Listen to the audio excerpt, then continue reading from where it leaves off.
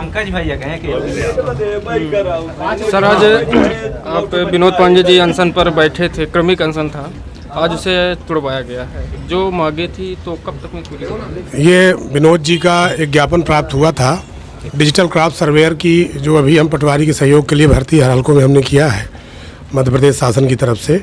उस पर कुछ अनियमितताओं की बात उन्होंने करी थी, उन्होंने लिखित में अपनी समस्याएं दे दी हैं और हमने उनको आश्वासन दिया है कि हम 24 घंटे के अंदर उन पर कार्रवाई करके और उनके ज्ञापन में लिखित बिंदुओं की जांच करा लेंगे। अगर अनियमितता पाई जाती है तो उन पर कार्रवाई भी निश्चित है। हमारे इस आश्वासन पर विनोद जी ने अपना ये धरना समाप्त कर दिया है। यही हमारा इस संबंध में कहना है। क्या कहना चाहेंगे? आपने आज अनशन अपना तोड़ा है, तो इस विषय में क्या कहना है? माननीय एसडीएम, हाँ माननीय एसडीएम महोदय आए थे हमारे इस धरने स्थल पर। उन्होंने आश्वासन दिया है कि 24 घंटे के अंदर मैं जो पटवारी गलत हैं और पाए गए हैं, मैं उनकी जांच करा के मैं उनके ऊपर कार्रवाई करूंगा और उनको यहाँ से हटाने का प्रयास करूंगा। ये उन्होंने हमें आश्वासन दिया है। इस आश्वासन पर हमने अपना धरना समाप्त किया है। कितनी मांगे थी आप? हमारी मांगे जिन पंचायतों में ये इस तरह से पटवारी किए हैं, जैसे हमारे हलके में देवेंद्र पटवारी है, उन्होंने दूसरे गांव के व्यक्ति को अपने हमारे यहाँ पे कर दिया गया, जबकि एक भी गुप्ता परिवार आलमगंज पंचायत में नहीं है। और जैसे छिवला हो गया, धवैया हो गया, मतलब जहाँ जहाँ ऐसा हुआ है। और एक तो पटवारी कौंसल कोल हैं उस सिमरी कला के, वो तो अपने बच्चों को ही कर दिया है। तो माननीय एसडीएम महोदय और तहसीलदार महोदय सभी लोगों ने ये बोला है कि मैं उनके ऊपर 24 घंटे के अंदर कार्रवाई करूंगा। यदि नहीं करेंगे तो हम पुनः बैठ जाएंगे। अगर कार्रवाई नहीं होती है तो दोबारा कार्रवाई करने के लिए बोले हैं। मैं माननीय एसडीएम महोदय की बात को सुना और बोले कि मैं तत्काल जो है तो इसकी मतलब जांच करा के और इन पे कार्रवाई करूंगा।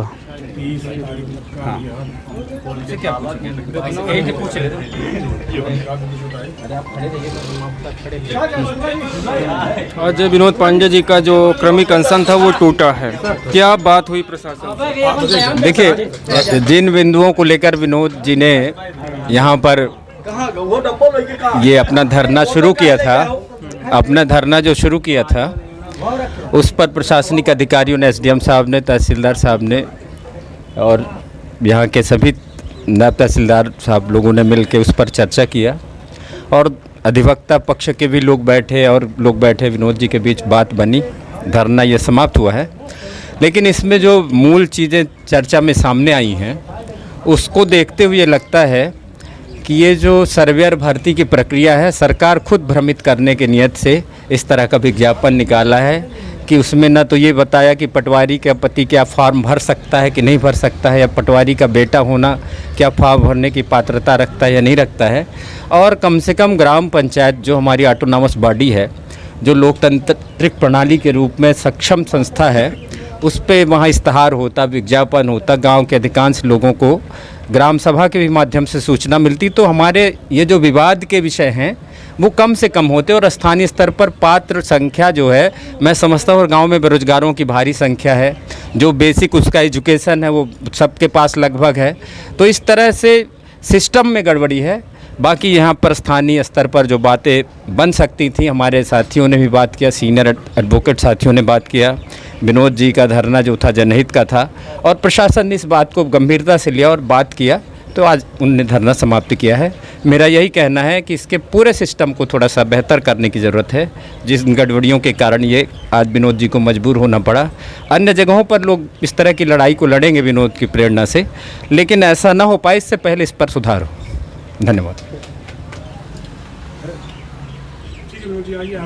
इसलिए भैया क्या जाते किसी दूसरे 2 मिनट तो रहिए सर, प्लीज सर, 1-2 मिनट काम कर रहे थे, बैठ दूसरे को पकड़ा दीजिए। नहीं तो सर आप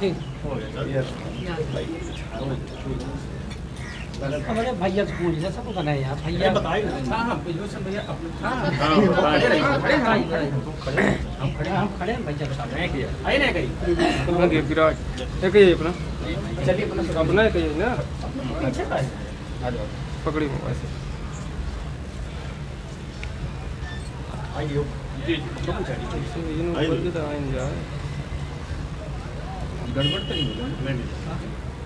क्या कहना चाहेंगे इससे? आज विनोद पांडे जी ने अपना ये जो क्रमिक अनशन था उसे तोड़ा है।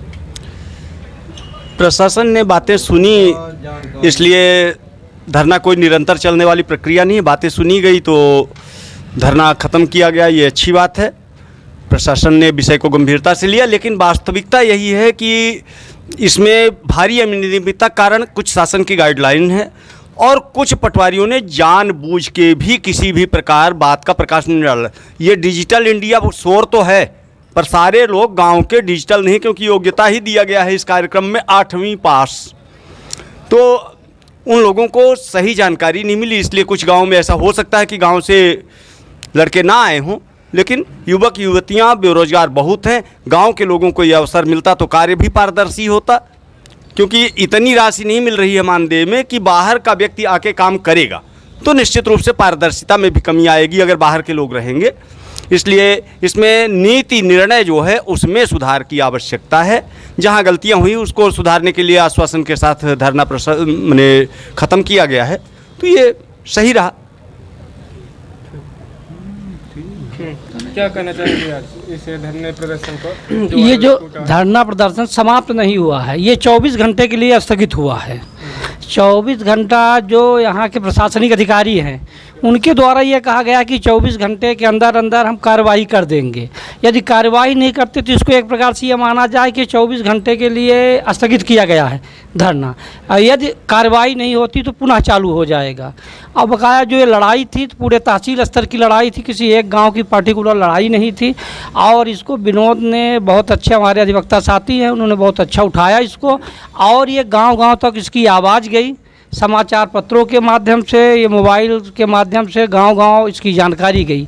आगे ऐसा कभी कोई भी ये भर्ती हो, इसी में फिर से बोलते हैं कि 6 महीने बाद फिर से भर्ती करना है, ये एक तमाशा टाइप तो खेल है सरकार का। तो क्या है कि इसमें लोगों को जागरूक हुए हैं, इस धरने से लोग जागरूक हुए हैं। अब आने वाले समय में लोग इतना सचेत हो जाएंगे कि ऐसी गड़बड़ी नहीं होंगी। लेकिन पटवारियों द्वारा जो गड़बड़ी हुई है तो वो गड़बड़ी तो बहुत बड़ी गड़बड़ी है ये। अब देखिए एसडीएम साहब कितना उसमें अमल करते हैं, कितनी कार्रवाई करते हैं।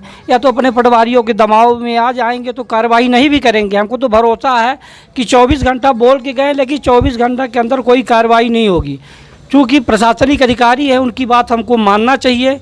उस बात को हम लोग मान गए और 24 घंटे के लिए अनशन को स्थगित कर दिए हैं। और ये 24 घंटे के अंदर अंदर कार्रवाई नहीं हुई तो जो प्रशासनिक अधिकारी हैं उनके पास तक मेरी बात जाए और अगली लड़ाई लड़ने के लिए वो तैयार रहें।